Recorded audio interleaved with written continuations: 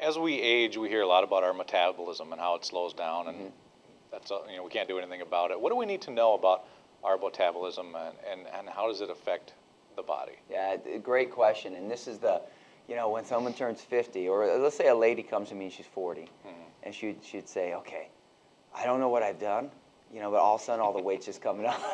So this is how your body works. So genetically, there's 3 real different body types. And I'm going to generalize here a bit. Sure. There's an ectomorph, which is like that person who can eat whatever they want and never gain weight. Yeah.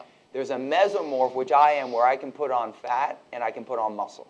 So I can do both. And there's like that endomorph, which is that person who seems to just look at food and gain weight.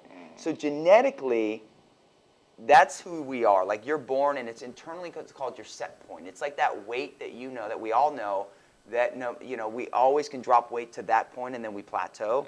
Your plateau weight is your set point. Now that's controlled through something in your brain called a weight regulating mechanism. And to make it simple, it's like a thermostat in this room. That if this room was set at 70 degrees, that would be the set point. And if it got above 70, there'd be a cooling mechanism. That would be the thermostat to lower it. And if it got below 70, there'd be a heater. That's how your body works. Based on your set point, teaches your body to burn calories or store calories. Now, this is what happens. Blood sugar's here. People keep skipping meals, overeating. Skipping meals, overeating. Slowly and surely, they burn muscle, which controls their metabolism. They store fat, and slowly and surely that set point rises.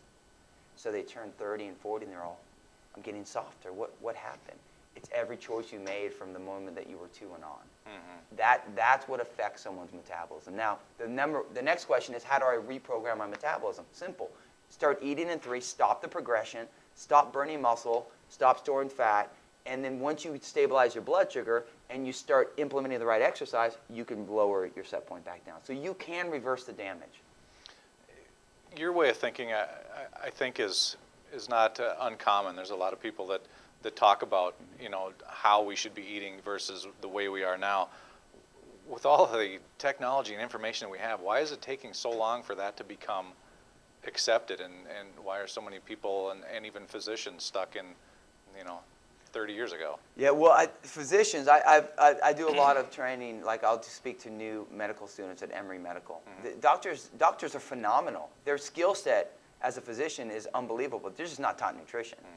Dietitians are taught dietetics, which are more disease side. So there's a hole right now when we talk about the nutritional education. But I think the biggest thing is there's just a gap that you have with health professionals, like so many fitness people, saying, oh, you got to take gluten out and dairy out, and so you got to cut everything. And then you have the dieters who say, no, I don't want to cut that, and there's too big of a gap. To me, I'm going to talk to a person at where they are.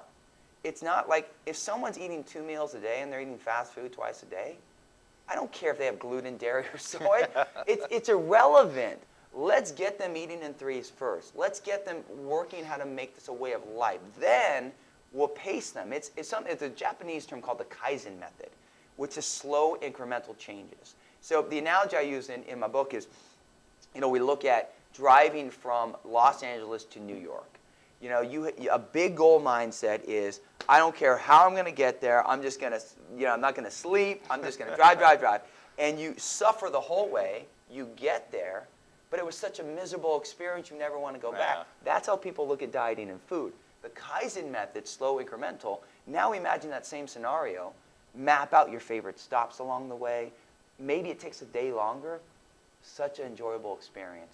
You treasure, you have an amazing time that whole time. Then once you get there, you continue the journey. That's kind of how we have to start looking at it. Talk to a person from where they are, pace them to where they want to be. If we start teaching that, and we don't become extremists, then we lead people to where they want to be. And that, to me, is what body confidence is all about, looking and feeling your very best, taking back control of your health.